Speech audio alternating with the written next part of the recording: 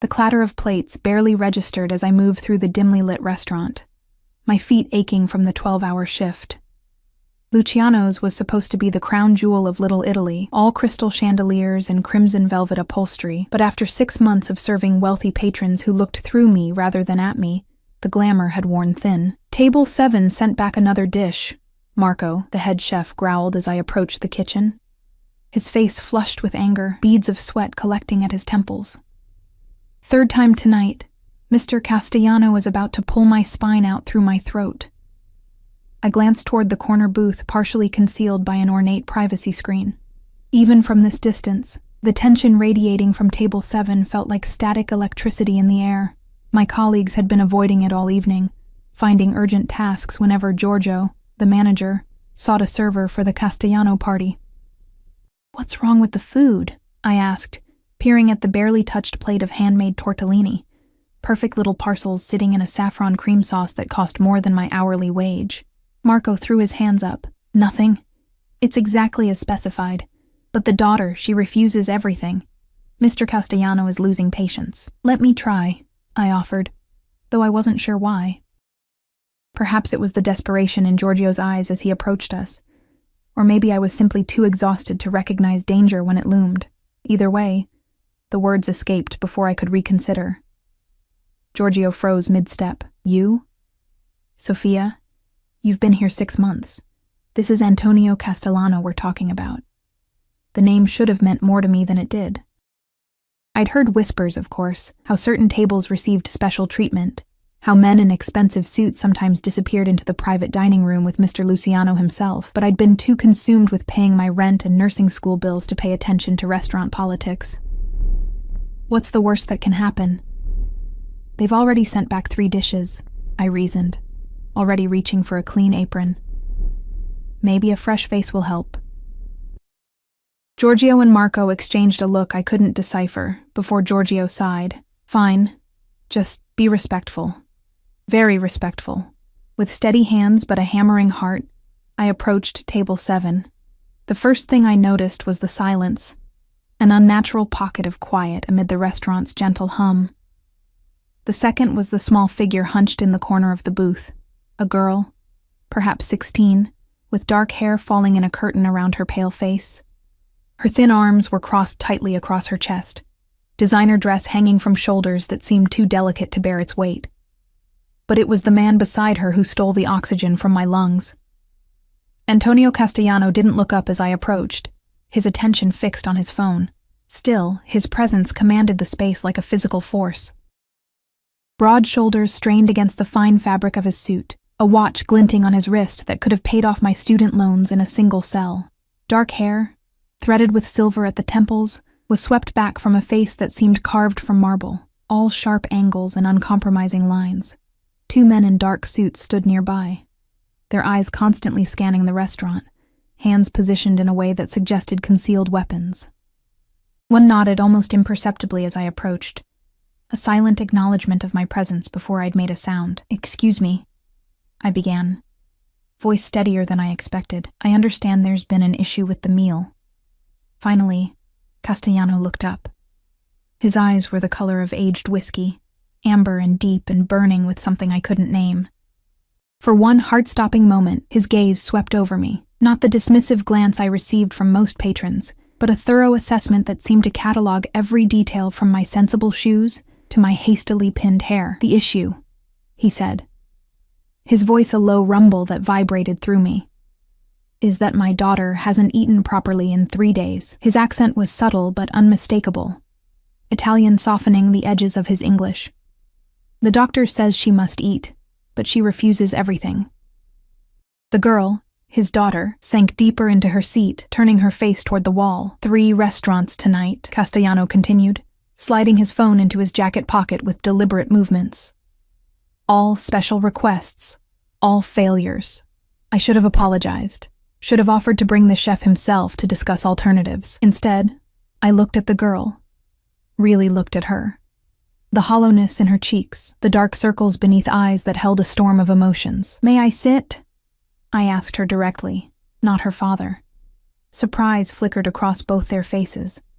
One of the suited men stepped forward, but Castellano raised a hand, stopping him without a word or glance. After a moment of weighted silence, he slid over, creating space. I settled at the edge of the booth, my knees brushing against expensive wool as I faced the girl. "I'm Sophia," I said softly. "What's your name?" "Isabella," she whispered, so quietly I almost missed it. "Isabella?" I repeated with a smile. "That's beautiful. I had a grandmother named Isabella. She was stubborn too. A dangerous gamble, but something told me this girl needed honesty more than deference." I felt Castellano stiffen beside me, but I kept my eyes on his daughter. "I'm not stubborn," she protested weakly. "I'm just not hungry. Maybe not for tortellini," I agreed. "When I'm upset, I can't eat proper meals either." Her eyes flickered to mine, a brief connection. "Who says I'm upset? Your eyes do." I leaned slightly closer, lowering my voice as if sharing a secret. "Also, you've destroyed your napkin." She glanced down at the linen napkin twisted into knots on her lap, the corners frayed where she'd worried them between her fingers. "When was the last time you actually wanted to eat something?" I asked. "Not what someone told you to eat, but what you craved." Isabella shrugged, then hesitated. "Last week, before everything. I had a grilled cheese sandwich at my friend's house. It was good." "Grilled cheese," I repeated, feeling Castellano's eyes boring into me. "Simple comfort food. I make a pretty amazing grilled cheese, if I do say so myself. Secret ingredient and everything." "This is a 5-star restaurant," Castellano interjected, his voice controlled but tight with frustration. "We're not ordering grilled cheese." I turned to him then, meeting those intimidating eyes directly. "With all due respect, Mr. Castellano, would you rather have your daughter eat grilled cheese or nothing at all?" The air between us thickened. From the corner of my eye, I saw one of his men step closer, hand drifting toward his jacket. I'd crossed a line, spoken too directly to a man who clearly wasn't accustomed to being challenged. My heart pounded against my ribs as I waited for his response, already calculating how quickly I could find another waitressing job after being fired. But then something unexpected happened. The hard line of his mouth softened fractionally, and something like reluctant appreciation flickered in his eyes. "Make the grilled cheese," he said to me, not Giorgio, who had materialized nearby, hovering anxiously. "Yourself." I nodded, rising from the booth on legs that felt suddenly unsteady. "I'll need a few ingredients that might not be in the kitchen. 10 minutes. "Whatever you need," he replied, and I had the distinct impression the statement extended beyond cheese and bread. In the kitchen, Marco looked at me as if I'd lost my mind when I requested white bread, American cheese, and a specific brand of butter. "You want to serve Antonio Castellano's daughter a children's sandwich?" he hissed. "I want to serve her something she'll eat," I corrected, already gathering ingredients, "and I need space to work." Surprisingly, he backed away, muttering in Italian under his breath. I worked quickly, mixing my grandmother's secret addition, a sprinkle of garlic powder and a thin spread of mayonnaise on the outside of the bread for perfect browning. The simple ritual of cooking centered me, pushing away the lingering awareness of those amber eyes and the power they wielded. When I returned to table 7, carrying the golden brown sandwich on one of our elegant white plates, Isabella straightened in her seat. I slid it before her without ceremony, cutting it diagonally the way my mother always had for me. "Try it," I encouraged, aware of Castellano watching every move. "If you hate it, I promise to leave you alone." Isabella hesitated, then picked up half the sandwich. The moment she took the first bite, something in her face changed, a softening, a small spark of pleasure breaking through the wall of whatever had been tormenting her. She took another bite, larger this time. "It's good," she murmured, sounding almost surprised. The tension around the table dissipated like morning fog under sunlight. Isabella continued eating small, deliberate bites, while I stood awkwardly, unsure if I should leave or stay. When she'd finished half the sandwich, she looked up at me with the ghost of a smile. "Thank you," she said simply. I nodded, preparing to retreat, when Castellano's voice stopped me. "Your name?" he said, not a question but a command softly rapped. "Sophia," I answered. "Sophia Ricci." "Italian?" he asked, one eyebrow arched. "On my father's side. I never knew him." Something unreadable passed across his features. You've done what 3 renowned chefs could not, Sofia Ricci. My daughter ate. Sometimes the simplest solutions are the best ones, I replied, gathering my courage. And sometimes people just need to be seen, not served. The moment the words left my lips, I regretted their boldness. But Castellano didn't look offended. If anything, his expression held something like curiosity, as if I were a puzzle he hadn't expected to encounter. I'll take care of your table for the rest of the evening, I said, stepping back. Please let me know if there's anything else you need. I felt his eyes follow me as I walked away, a physical weight between my shoulder blades. Only when I pushed through the kitchen doors did I release the breath I'd been holding, my hands trembling slightly as the adrenaline ebbed. Still alive? Marco asked, only half joking. Apparently, I murmured, leaning against the counter. The girl ate the sandwich. Marco crossed himself reflexively. Madre di Dio. You have more courage than brains, Sofia. I thought that would be the end of it, an unusual encounter to recount to my roommate later. But when Castellano's party finally rose to leave an hour later, Giorgio approached me with an envelope. Mr. Castellano asked me to give you this, he said, his expression unreadable. And he said to tell you they'll be back tomorrow night. He's requesting you specifically. The envelope contained $500 bills, more money than I made in a week. I stared at it, a cold feeling settling in my stomach despite the generous tip. Something told me I'd made a grave mistake, that in trying to help a troubled girl, I'd inadvertently caught the attention of a dangerous man. The realization washed over me as I watched through the window as Castellano helped his daughter into a sleek black car, surrounded by men in suits. Just before sliding into the vehicle, he paused, turning his head to look back at the restaurant. Despite the distance and the darkened glass, I could have sworn those amber eyes found mine, a silent promise that our paths would cross again. I didn't know then how that simple act of kindness, a grilled cheese sandwich for a troubled girl, would irrevocably alter the course of my life, how it would lead me from the safety of anonymity into a world of shadows and power, of danger and unexpected passion. I didn't know that the next time Antonio Castellano walked through the door, everything would change. Sleep evaded me that night, my mind replaying the encounter with Antonio Castellano and his daughter.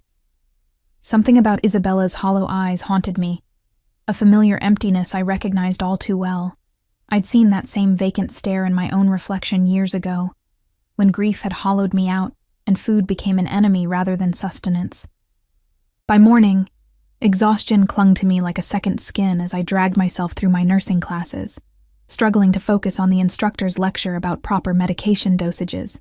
The $500 sat untouched in my drawer at home, too heavy with implications to spend. When I arrived at Luciano's that evening, a strange tension permeated the air. Staff members cast curious glances my way, whispering behind hands as I tied my apron. What? I finally asked Lena, another waitress, as she hovered nearby. She leaned closer, voice hushed. Is it true? You're serving Castellano again tonight? Apparently, I replied, discomfort crawling up my spine. What's the big deal? He's just another customer. Lena's eyes widened. Just another... Sofia, do you have any idea who he is? Before she could elaborate, Giorgio appeared, his usually impeccable appearance somehow even more polished tonight. Sofia, a word. He led me to the small office behind the kitchen, closing the door with deliberate care. Mr. Castellano has reserved the private dining room tonight. Just him, his daughter, and his security detail. He paused, studying me with an intensity that made me shift uncomfortably. You'll be their only server. Why me? The question escaped before I could stop it. Giorgio's expression remained carefully neutral. Mr. Castellano doesn't explain his requests, and I don't question them. But you should know that Antonio Castellano is not merely a wealthy patron. His business interests extend throughout the city. Mr. Luciano considers his continued patronage essential. The implication hung in the air between us. I wasn't naive. Growing up in this neighborhood, I'd heard enough to understand what business interests likely meant. The pieces clicked into place, the armed guards, the deference, the hushed whispers. He's connected, I said flatly. Not a question. Giorgio nodded once. Be professional. Be attentive. And Sophia? His eyes held a warning. Don't get personally involved. Not with him, not with his family matters. Serve the food, nothing more. The private dining room occupied the back corner of the restaurant, accessible through a discreet doorway, and decorated in the same opulent style as the main dining area, but with an added layer of luxury. Hand-painted murals adorning the walls, a crystal chandelier casting warm light over a single table set for two. I arrived early to prepare the space, hands trembling slightly as I arranged the silverware and crystal glasses. The door opened precisely at 7, and Antonio Castellano strode in, his presence immediately filling the room. Tonight, he wore a charcoal suit that accentuated the breadth of his shoulders, no tie, the top buttons of his crisp white shirt undone to reveal a glimpse of tanned skin. Isabella followed, looking marginally better than the previous evening. Her dark hair was pulled back in a simple ponytail, exposing the delicate features of her face. She wore jeans and a sweater, unexpectedly casual given her father's attire. Sophia, Castellano acknowledged, my name rolling off his tongue with an intimacy that sent a jolt through me. Not Miss or Waitress, he'd remembered my name. Mr. Castellano, I replied, professional distance carefully maintained in my tone. Isabella. It's nice to see you again. Isabella offered a ghost of a smile, settling into her chair as her father held it for her. The two security guards positioned themselves outside the door, sealing us in this private bubble. I trust you received my appreciation for your assistance last night, Castellano said, taking his seat across from his daughter. Yes, it was very generous, I answered, unable to meet his gaze directly. Too generous. I decide what's generous, he replied, the statement brooking no argument. Isabella ate this morning, toast, but still, progress. Pride warmed my chest before I could suppress it. I'm glad to hear that. I've taken the liberty of arranging tonight's menu, he continued. Unless Isabella has other preferences. His daughter shrugged, fingers playing with the edge of her napkin. Whatever you think, Papa. I served their meals as instructed. Simple Italian comfort foods rather than the restaurant's usual elaborate offerings. Throughout the evening, I maintained a careful distance, responding to Castellano's questions with polite brevity, focusing my attention on Isabella whenever possible. The girl gradually relaxed as the meal progressed, picking at her food with increasing interest. When I brought dessert, cannoli with fresh ricotta, she actually smiled. Sophia, Castellano said as I cleared their plates. My daughter has a question for you. Isabella shot her father a look of betrayal before turning to me, cheeks flushing. It's nothing, really. Ask her, Castellano insisted gently. Isabella sighed. I just wondered, how did you know? About the grilled cheese, I mean. I hesitated, aware of Castellano's intense focus. When I was 16, my mother died suddenly. For months afterward, I could barely eat. Everything tasted like ash. The confession emerged unbidden, surprising me with its honesty. But sometimes, simple foods, things that reminded me of happier times. Those I could manage. Isabella's eyes widened with recognition. My mom left 2 weeks ago, she whispered. She said she couldn't take it anymore. The life, the rules, the constant watching. Her eyes darted nervously to her father, who remained perfectly still, his expression unreadable. I'm sorry, I said, the words inadequate but sincere. Castellano's jaw tightened, a muscle pulsing beneath the skin. That's enough, Isabella. An uncomfortable silence descended. I retreated to refill their water glasses, wishing I could dissolve into the background. My wife, Castellano said suddenly, surprising me, decided our marriage was inconvenient. She's currently in Milan with her tennis instructor. The bitterness in his voice was carefully controlled, but unmistakable. Papa, Isabella protested weakly. He reached across the table, covering his daughter's hand with his own. I'm sorry she hurt you, Tesoro. But we are Castellanos. We endure. The tenderness in the gesture contrasted sharply with the hardness in his voice, offering a glimpse of something unexpected. A father's love, fierce and protective, beneath the intimidating exterior. As they prepared to leave, Isabella hugged me impulsively, a brief but genuine embrace that caught me off guard. Thank you, she murmured, before her father gently guided her toward the door. Castellano lingered, turning back to me when Isabella had stepped outside with one of the guards.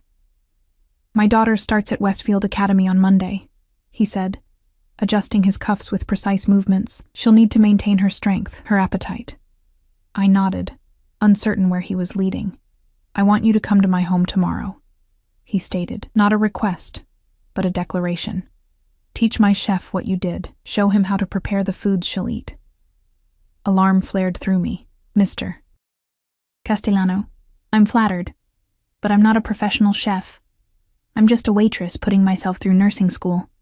You're someone my daughter trusts, he countered. Someone who made her eat when no one else could. He withdrew a business card from his jacket pocket, placing it on the table between us. My driver will collect you at noon. I have classes in the morning, I protested weakly. Then he'll collect you afterward. His tone made it clear the matter was decided. You'll be well compensated for your time, Ms. Ricci. I should have refused. Should have invented an excuse. Any excuse. But something in those amber eyes made the refusal die in my throat. Curiosity, perhaps. Or something more dangerous, a pull toward this man and his wounded daughter that defied rational explanation. Just this once, I stipulated, finding a shred of backbone. To help Isabella. A smile curved his lips, not warm, exactly, but satisfied. Victorious. Of course. Just to help Isabella. Even then, I recognized the lie. But I picked up his card anyway. The next day, a sleek black Bentley waited outside my apartment building, a jarring contrast to the faded brick and graffiti-tagged walls of my neighborhood. The driver, a stern-faced man with the build of a professional fighter, opened the door without a word. My roommate, Elena, peered through our second-story window, mouth agape. Sophia, what the hell? She mouthed, gesturing wildly at the luxury car. I shrugged helplessly, sliding into the soft leather back seat. The interior smelled of expensive cologne and leather, another world from the bus I usually took across town. As we pulled away, anxiety twisted in my stomach. What was I doing? Entering the private world of a man like Antonio Castellano. A man who, if the whispers were true, operated in shadows most people spent their lives avoiding. 40 minutes later, we passed through wrought iron gates into a sprawling estate on the city's outskirts. The house, mansion really, rose before us, a modern fortress of stone and glass surrounded by meticulously landscaped grounds. Security cameras tracked our approach, and men in dark suits patrolled the perimeter with the disciplined movements of trained professionals. The driver escorted me inside, through a soaring entryway with marble floors and art I suspected belonged in museums. The wealth on display was staggering, but lacked the warmth that transforms a house into a home. No family photos adorned the walls. No personal touches softened the impeccable design. Ms. Ricci. I turned to find Castellano descending a curved staircase, dressed more casually than I'd seen him before, dark slacks and a gray cashmere sweater that somehow made him appear even more imposing rather than relaxed. He'd rolled the sleeves up, revealing corded forearms and the edge of what looked like a tattoo disappearing beneath the fabric. Mr. Castellano, I acknowledged, suddenly conscious of my simple jeans and blouse. Your home is beautiful. It serves its purpose, he replied, approaching with measured steps. Isabella will be down shortly. She's been looking forward to seeing you. Something in his tone suggested surprise, as if his daughter's interest in me was unexpected. Before I could respond, he gestured for me to follow him through the house to a kitchen that would have made professional chefs weep with envy. Gleaming stainless steel, marble countertops, and equipment I didn't even recognize. A man in chef's whites straightened as we entered, knife pausing mid-chop. Mr. Castellano, he greeted, eyes flickering curiously to me. This is Ms. Ricci, Castellano explained. She'll be showing you how to prepare several dishes for Isabella. The chef, Henri, I soon learned, initially bristled at taking direction from a waitress, but as I began preparing a simple grilled cheese, adding my grandmother's secret touches, his professional interest overcame his pride. Soon we were discussing comfort foods Isabella might accept, mac and cheese with a nutritional boost, simple soups, Italian classics stripped down to their essence. I was demonstrating how to make my mother's chicken soup when I felt a shift in the air. Looking up, I found Castellano leaning against the doorframe, watching me with an intensity that made my hands falter.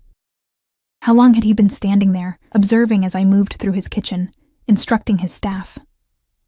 "Sorry," I said, tucking a loose strand of hair behind my ear. "I got carried away." "Don't apologize," he replied, crossing the kitchen to stand beside me. He peered into the pot, inhaling the aromatic steam. "It smells like my grandmother's kitchen in Naples."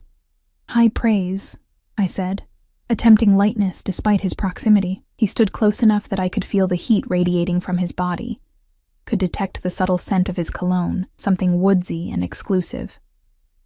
"Isabella hasn't left her room for anything but meals since her mother left," he said quietly, for my ears alone. "Today she asked to come downstairs, to see you." Guilt and something like pleasure tangled in my chest. "I haven't done anything special. You saw her," he countered. "Not as Antonio Castellano's daughter, but as a girl in pain." His eyes held mine, searching. "Why did you approach our table that night, Sophia?" The truth. The directness of the question caught me off guard. "I told you." She reminded me of myself at that age. "And you always rush to help strangers who remind you of yourself?" His skepticism was evident. "Not usually," I admitted. "But sometimes we recognize kindred spirits, people carrying the same kind of wounds."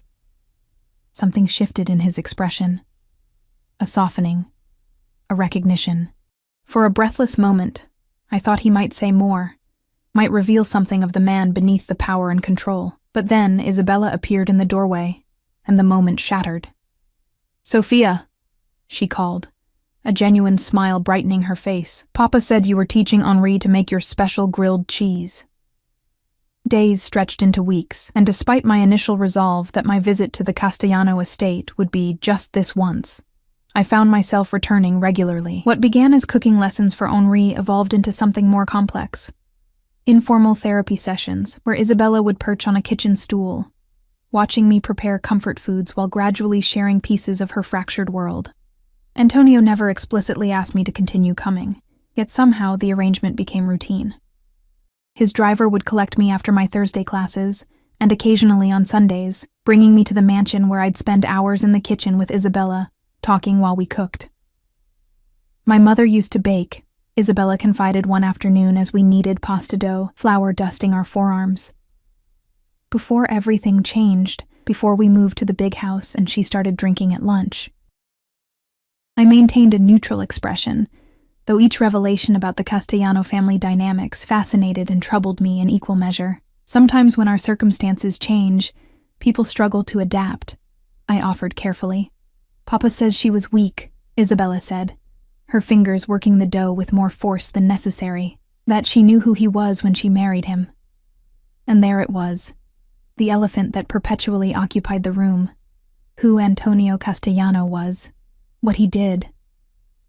The source of the wealth that surrounded us, the reason armed men patrolled the grounds, why Isabella had been withdrawn from her previous school after her mother's departure.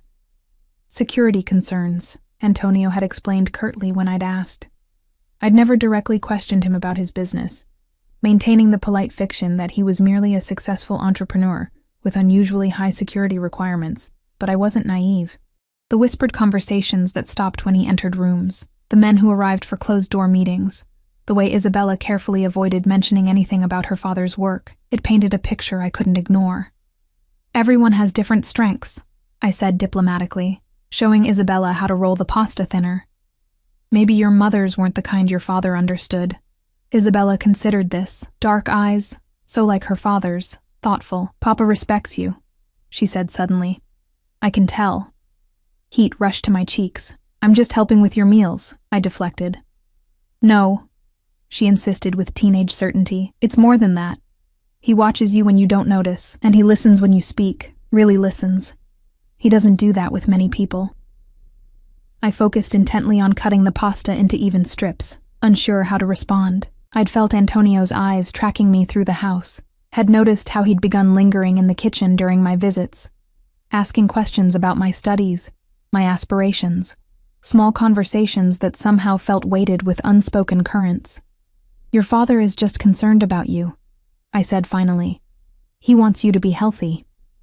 Isabella rolled her eyes, a glimpse of normal teenage behavior that secretly delighted me. He had Henri before, and Dr. Levine, and that nutritionist from Switzerland, but he keeps bringing you back. She lowered her voice dramatically. I think he likes you. Isabella, I chided, embarrassment and something more dangerous fluttering in my stomach. That's not...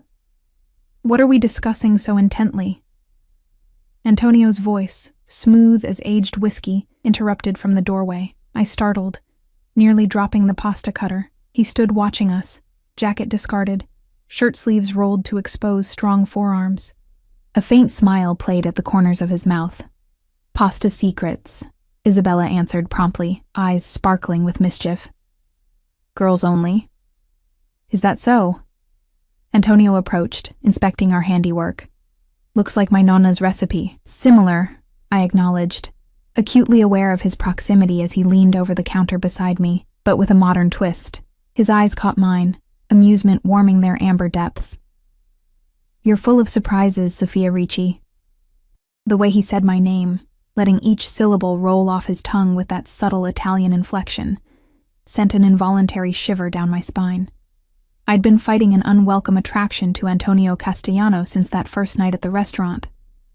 Tamping down the inappropriate flutter whenever he entered a room. He was my employer, essentially, a man whispered to be dangerous, a widower still bitter about his wife's betrayal. And yet, Mr. Reynolds is waiting in your study, sir, announced one of the security team from the doorway, breaking the moment.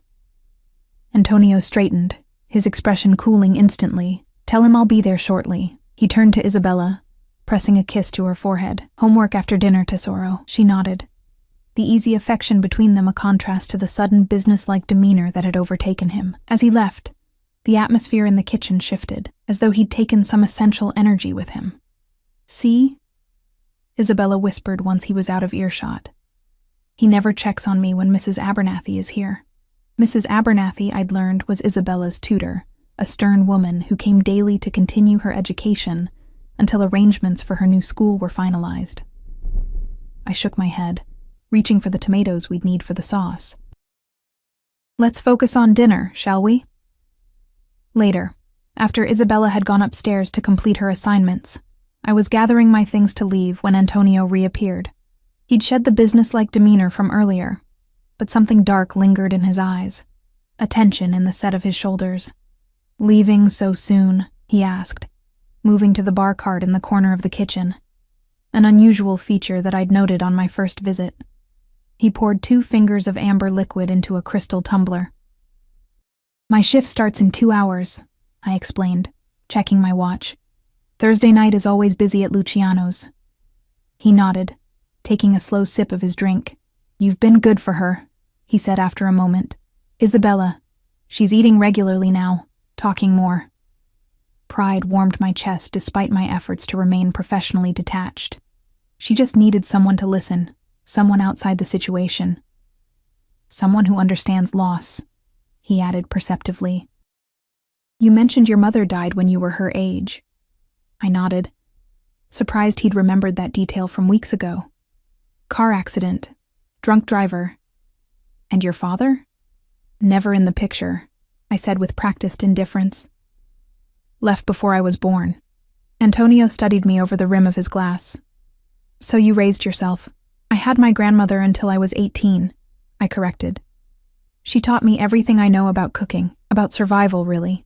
And now you're putting yourself through nursing school while working full-time. It wasn't a question. Admirable.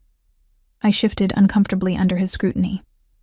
Just doing what needs to be done. A rare quality, he observed.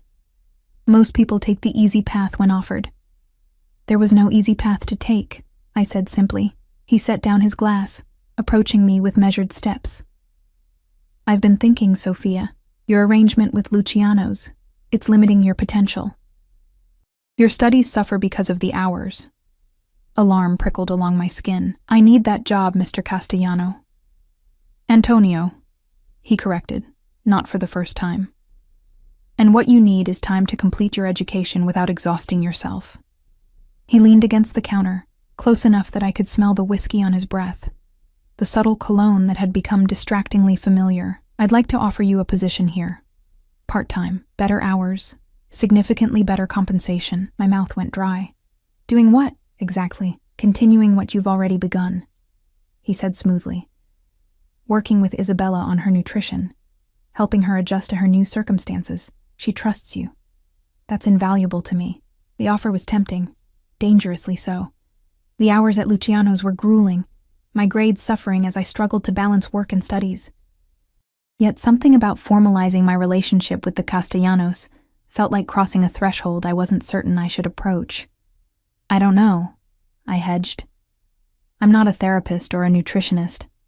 I'm just someone my daughter connects with, he finished. Someone who saw her when she was invisible.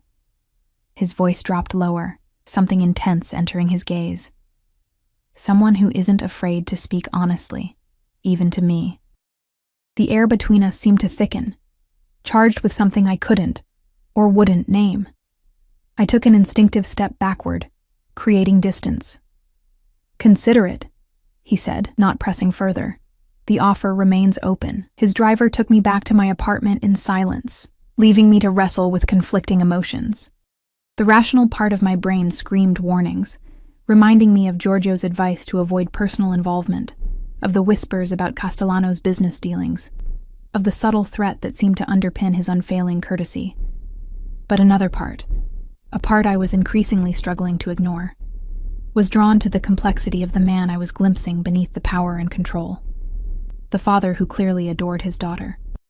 The man whose eyes sometimes revealed flashes of loneliness that echoed my own.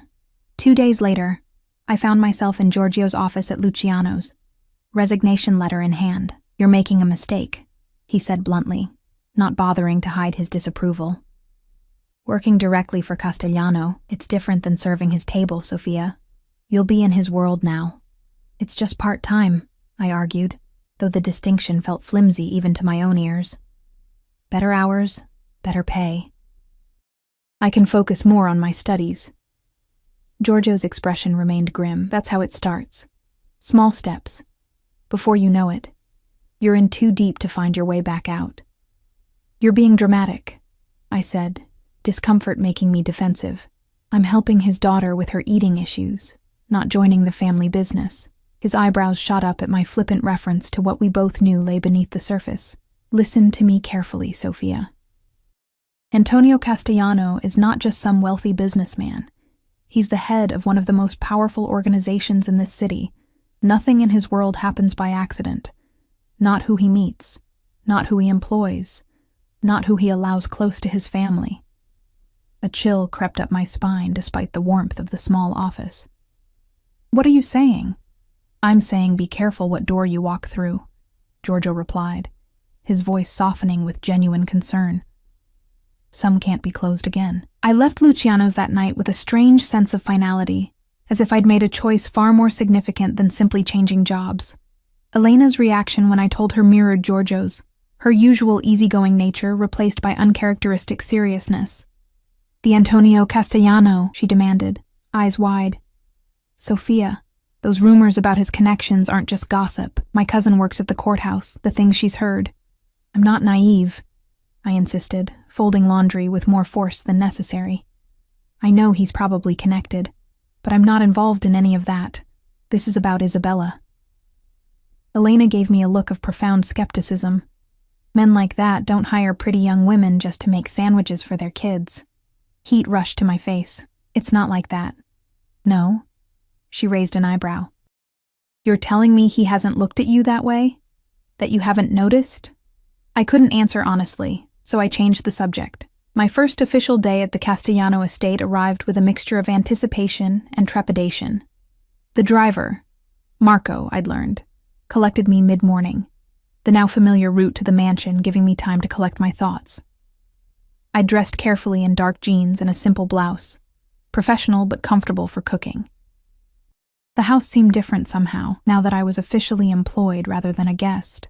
I noticed details I'd overlooked before. The subtle security measures, the strategic placement of cameras, the way certain rooms remained firmly closed. voices occasionally drifting from behind heavy doors. Isabella greeted me with unexpected enthusiasm, hugging me tightly. "Finally!" she exclaimed. "Now you can teach me to make tiramisu. Henri always says I'm too young." I laughed, her excitement momentarily easing my nerves. "We'll see. Maybe we start with something simpler first." We spent the morning in the kitchen, preparing lunch together while she chatted about the books she was reading, the shows she missed from her old school, the dress she wanted for an upcoming family event. Normal teenage concerns that made it easy to forget the unusual circumstances. It was only when Antonio appeared in the doorway, phone in hand and security detail hovering nearby, that reality reasserted itself. "Sophia," Antonio acknowledged, his eyes lingering on me a beat longer than necessary before turning to his daughter. "Isabella, how are your studies progressing?" Isabella groaned dramatically, the universal teenage response to parental inquiry about schoolwork. Mrs. Abernathy assigned another essay on Roman history. As if living with an actual Italian isn't education enough, a smile touched the corner of Antonio's mouth. One of those rare, genuine expressions that transformed his face, softening the hard edges. "Perhaps Sophia can help you with that, considering her own academic success." I raised an eyebrow, surprised he knew about my academic standing. "I'm not sure my expertise in pharmacology translates to ancient history." "You maintained a 3.9 GPA while working full-time," he countered smoothly. "I believe that demonstrates an aptitude for balancing priorities." The casual revelation of knowledge he shouldn't possess sent a chill down my spine. Had he researched me? Of course he had. Men like Antonio Castellano didn't invite strangers into their homes, into their children's lives, without thorough vetting. "Papa has a file on everyone," Isabella stage whispered, rolling her eyes. "It's super creepy." "Isabella," Antonio chided, though without real heat. "Security measures, not creepiness." I forced a light laugh, trying to dispel the sudden tension. "Well, my study habits are hardly classified information, but I'm happy to help with the essay if you'd like, Isabella." Antonio's phone vibrated in his hand. He glanced at the screen, his expression hardening instantly. "I need to take this. Isabella, remember you have an appointment with Dr. Marshall at 4. With that, he disappeared down the hallway, already speaking rapid Italian into the phone, his security detail closing ranks behind him. "Dr. Marshall?" I asked, attempting to sound casual as I returned to chopping vegetables for our lunch. "Therapist," Isabella sighed, picking at a loose thread on her sleeve. "Papa thinks I need to process my feelings about Mother's departure, as if talking about it changes anything." I measured my response carefully. "Sometimes naming our feelings helps take away their power over us." She shot me a look of teenage skepticism. "You sound like Dr. Marshall, smart woman," I replied with a gentle smile. "She asks a lot of questions about Papa," Isabella continued, her voice lowering conspiratorially. "About his business, his friends, who visits the house." My knife paused mid-chop. "What kind of questions?" Isabella shrugged. "Like, does he have meetings late at night? Do I ever hear arguing? Has anyone ever threatened him in front of me?" She reached for a cherry tomato, popping it into her mouth. "I'm not stupid. I know what she's really asking."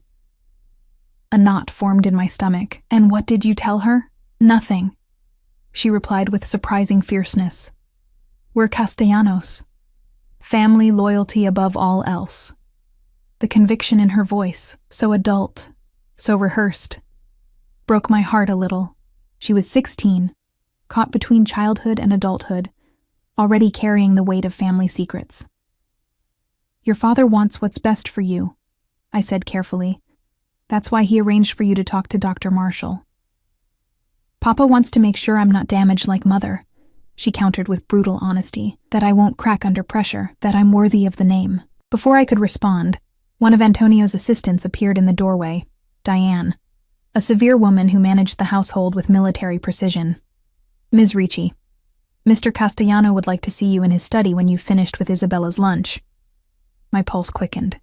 I'd never been invited into Antonio's private study before. "Of course. We're nearly done here." After ensuring Isabella was settled with her meal and homework, I made my way through the mansion's west wing, where Antonio kept his home office. The security presence intensified in this part of the house. 2 men stationed outside the heavy mahogany door, their watchful eyes tracking my approach. One of them knocked sharply before opening the door for me, not bothering to wait for a response from inside. The implicit trust that Antonio's men could interrupt him without permission spoke volumes about the hierarchy within the household. The study beyond matched its owner, imposing, meticulously organized, and undeniably masculine. Floor-to-ceiling bookshelves lined one wall, filled with leather-bound volumes in multiple languages. A massive desk of dark wood dominated the space, behind which Antonio sat reviewing documents, his focus absolute, until the door closed behind me. "Sophia," he greeted, rising to his feet with fluid grace. "Thank you for coming. Please sit." I perched on the edge of one of the leather chairs facing his desk, hyper-aware of the intimacy of being alone with him in this space that felt distinctly private. "Isabella mentioned her therapy sessions," he began without preamble, retaking his seat. I assume she expressed her usual reluctance. "She's a teenager," I replied diplomatically. "Resistance to therapy is practically required at that age." A hint of amusement flickered in his eyes. "Indeed.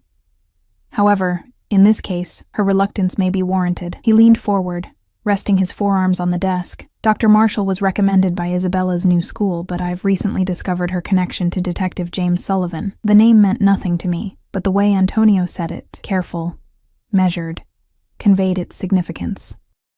"Sullivan heads the organized crime division," he explained, watching me closely.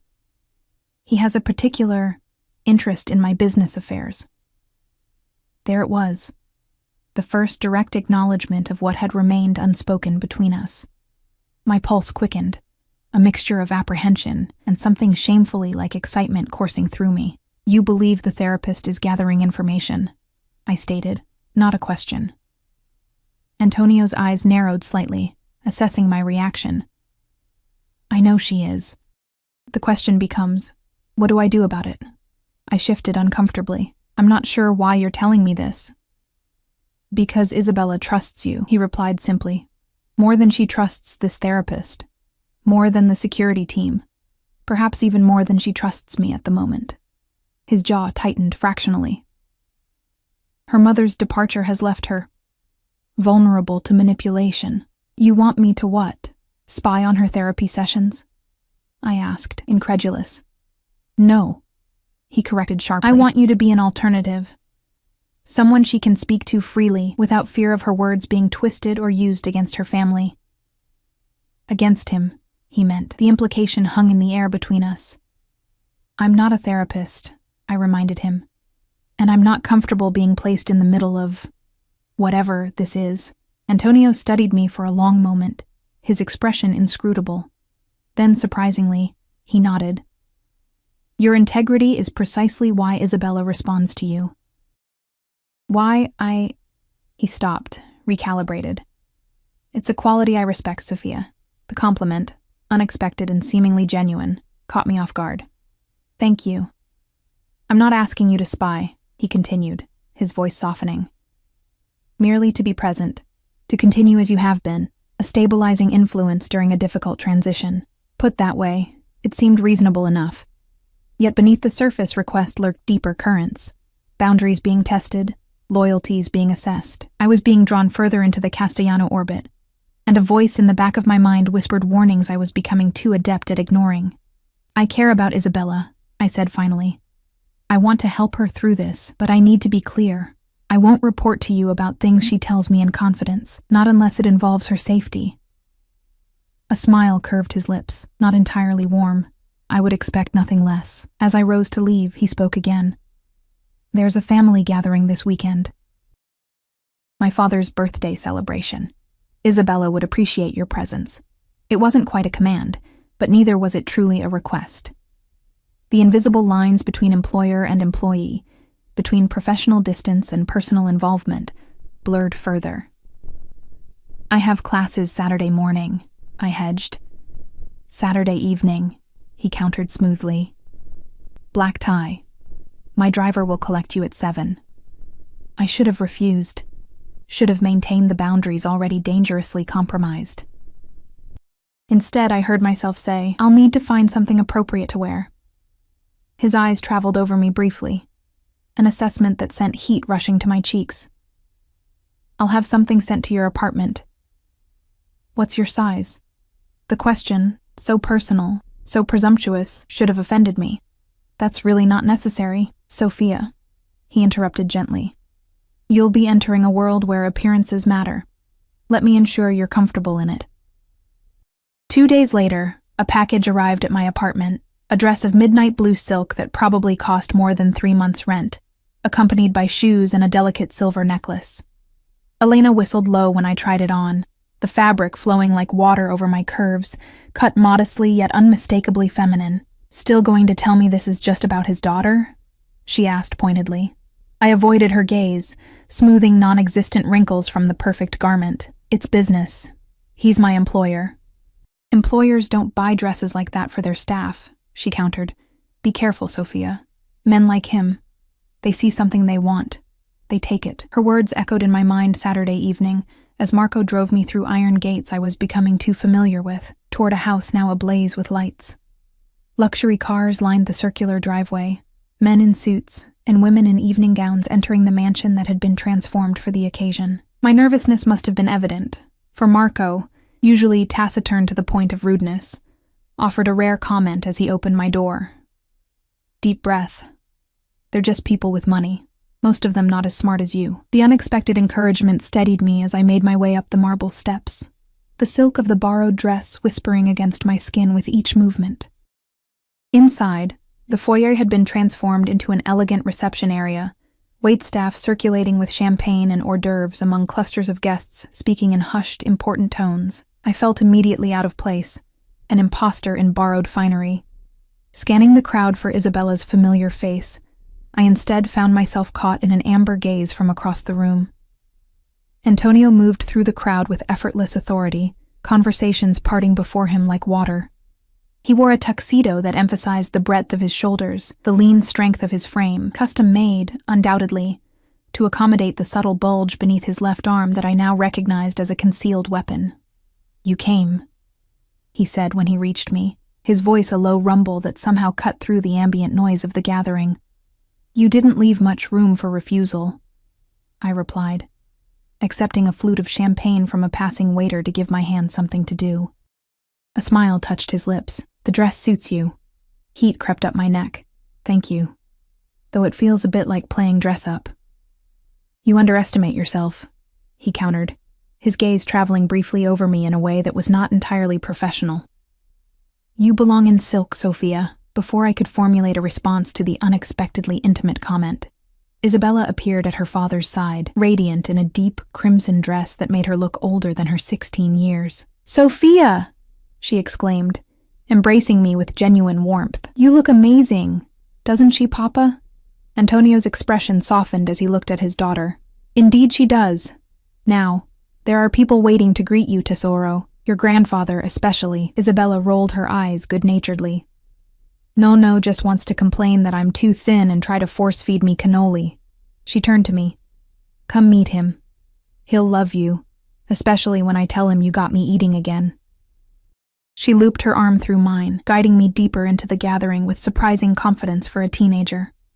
As we moved through the crowd, I became acutely aware of the scrutiny directed our way, curious glances, whispered comments, assessing looks from women draped in diamonds and men with calculated smiles. Everyone's staring, I murmured to Isabella. Of course they are, she replied matter-of-factly. You're with me, and you're new. In this world, new faces are always interesting. She leaned closer, lowering her voice. Especially pretty ones who arrive with Papa's blessing. Isabella, I chided gently. I'm here to support you, not to make a statement. She gave me a look far too knowing for her years. Everything in Papa's world makes a statement, Sophia. Haven't you figured that out yet? The question lingered as she led me toward an elderly man holding court in the center of the room, Antonio Castellano Sr., a patriarch of the family, and if the deference shown to him was any indication, a figure of considerable power in his own right. Antonio Castellano Sr. commanded presence despite his advanced years. Impeccably dressed in a tuxedo that couldn't quite disguise the slight stoop of age, he retained the sharp amber eyes that his son had inherited. Observant, assessing, missing nothing. When Isabella presented me, those eyes swept over me with undisguised curiosity. No, this is Sophia, Isabella announced proudly. She's the one who got me eating again. The elderly man studied me, his gaze unexpectedly penetrating. So you're the miraculous Sophia I've heard so much about. His accent was thicker than his son's, the cadence of old country Italian shaping his words. My granddaughter speaks highly of you. The miracle was all Isabella's, I replied, extending my hand. I just made a sandwich. He laughed, a surprisingly warm sound, and took my offered hand between both of his. Modesty, a rare quality in my son's world. He patted my hand before releasing it. You've done our family a service, young lady. The Castellanos remember such things. Something about the way he said it, both gracious and vaguely ominous, sent a shiver down my spine. Tell me, he continued, gesturing for me to sit beside him on an elegant sofa.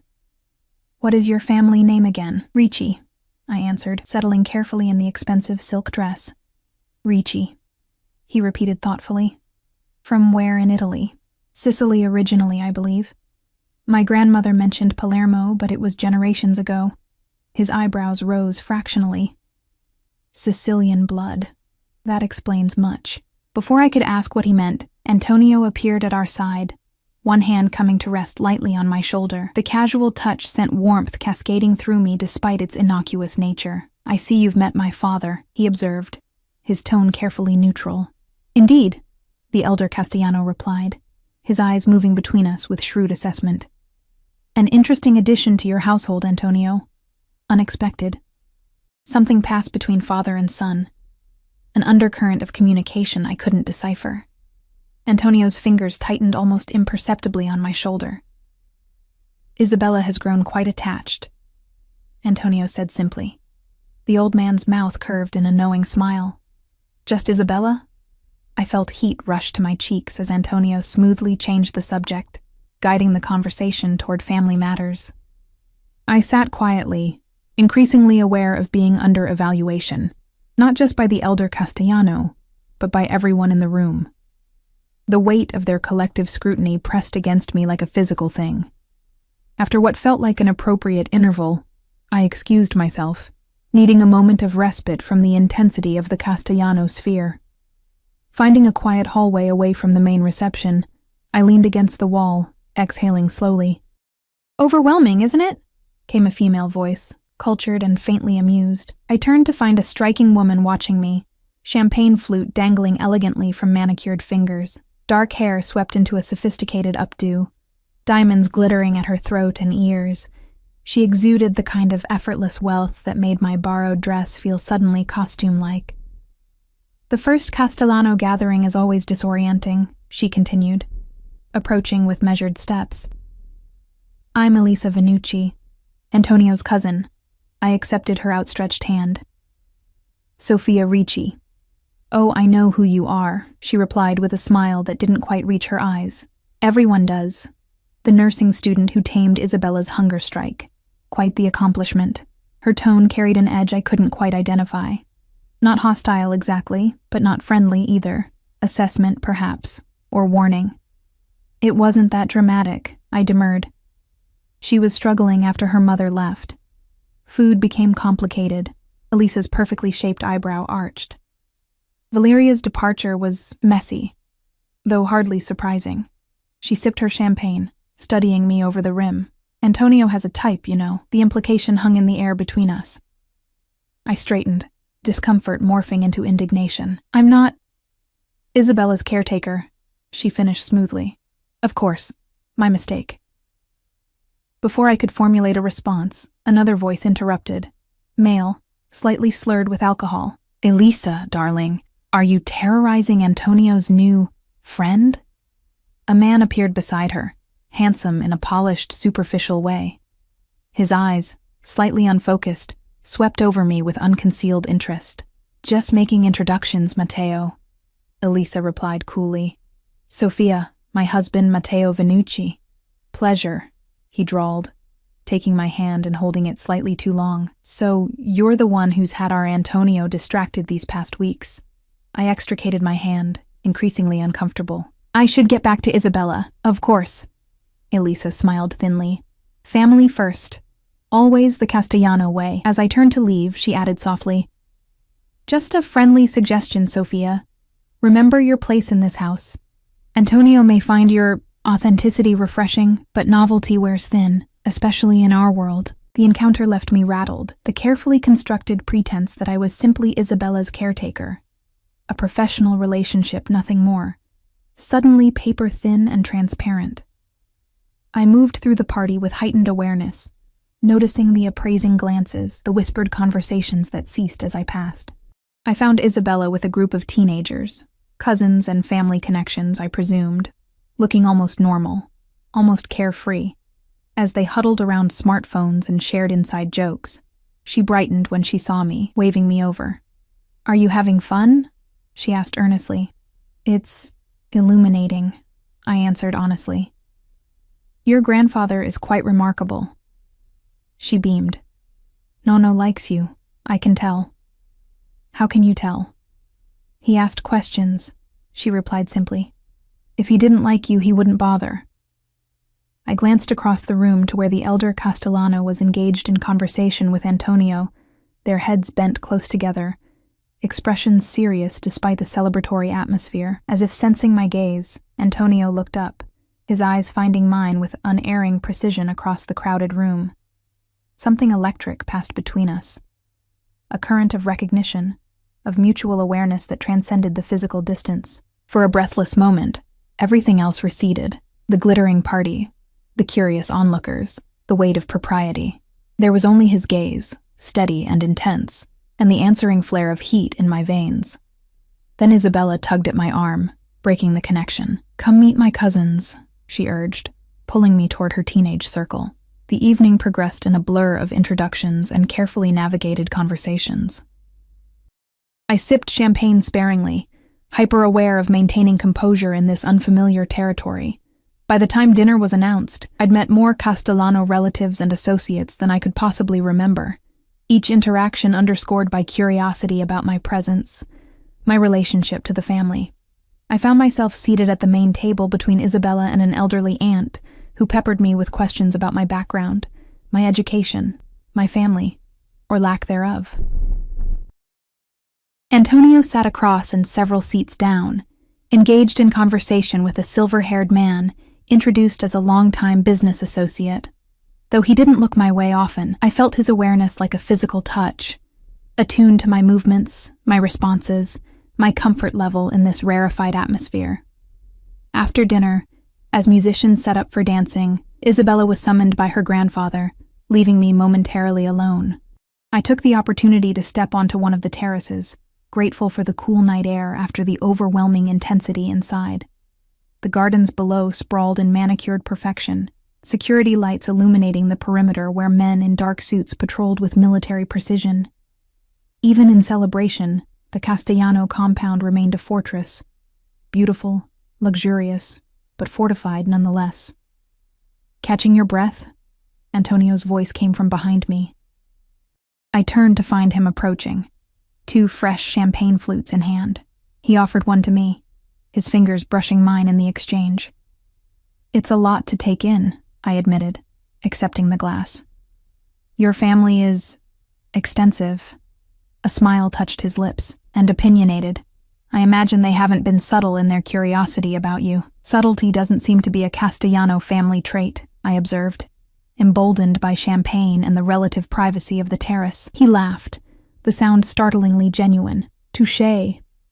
He moved to stand beside me at the balustrade, his shoulder nearly touching mine as we gazed out over the grounds. My father likes you, so Isabella mentioned. Apparently I passed some test by merit of being questioned. My father doesn't waste words on people he considers inconsequential, Antonio confirmed. His interest is a compliment. And an evaluation, I added perceptively. Antonio's eyes, amber and warm in the soft lighting, studied my face. You see clearly, Sophia, It's refreshing. Your cousin Elisa sees clearly too, I remarked. She was quite informative about my position here. His expression hardened. Elisa oversteps. What exactly did she say to you? I hesitated, suddenly uncertain whether repeating her insinuations would create more problems than it solved. Just that I should remember my place. That I'm a novelty that will wear thin. Antonio's jaw tightened, a muscle pulsing beneath the skin. Elisa has always been territorial about family matters. Her opinion is irrelevant, is it? I challenged softly. Because from where I stand, her assessment seems accurate. I don't belong in this world, Antonio. We both know it. He turned fully toward me, close enough that I could feel the heat radiating from his body, smell the subtle cologne that had become distractingly familiar, and yet, here you are, by my invitation, in my home. The possessive undercurrent in his words sent a shiver through me that had nothing to do with the evening breeze. As Isabella's caretaker, I reminded him, as much for myself as for him. Is that all you are, Sophia? He asked, his voice dropping to a register that seemed to vibrate through me. We both know it's become more than that. My heart hammered against my ribs. What exactly are you saying? Instead of answering, he reached up, fingers brushing a strand of hair from my face with deliberate gentleness. The simple touch felt more intimate than it had any right to be, his calloused fingertips grazing my cheek before withdrawing. I didn't intend this, he said quietly. When I brought you here, it was for Isabella, but you've become... He paused, searching for the right word. Essential. The admission hung in the air between us, fraught with implications I wasn't sure I was ready to face. Before I could respond, the terrace door opened, spilling light and music into our private moment. Ah, there you are, called the elder Castellano's voice. Antonio, the Moretti delegation has arrived. They're asking for you. Antonio's expression shifted, the vulnerability vanishing behind the mask of control I'd come to recognize. He straightened, adjusting his cuffs with precise movements. Business, he said to me, regret coloring his tone. We'll continue this conversation later. As he moved to leave, I caught his arm. Antonio, whatever this is, whatever you think is happening between us, it's complicated. There are boundaries we shouldn't cross. His eyes held mine, something fierce and determined in their depths. Some boundaries exist to be challenged, Sophia. We'll talk soon. The remainder of the evening passed in a haze of contradictory emotions, desire warring with common sense, attraction battling with self-preservation. I circulated with Isabella, met more family members, even danced with the elder Castellano, who moved with surprising grace for his age. But my awareness remained fixed on Antonio, tracking his movements through the crowd, catching his gaze across the room in moments of electric connection. When the party finally began to wind down near midnight, I found myself exhausted from the constant navigation of social currents I barely understood. Isabella had been whisked upstairs by her aunt, the elder Castellano had retired, and I was preparing to find Marco for the drive home, when Antonio appeared at my side. Stay, he said simply. It's late. The guest wing is prepared. The invitation, innocent on its surface, carried undercurrents that made my pulse quicken. I should get back to my apartment. I have early classes tomorrow. It's after midnight, Sophia. The city isn't safe at this hour. His concern seemed genuine, but beneath it lay something more possessive, more insistent. I'd prefer you remain here tonight. I hesitated, torn between practicality and the dangerous awareness that accepting would shift something fundamental between us. Antonio, please, he added, the word surprising from a man who seemed accustomed to commands rather than requests. Against my better judgment, I nodded. Just tonight. His hand came to rest at the small of my back as he guided me upstairs, the heat of his palm burning through the thin silk of my dress.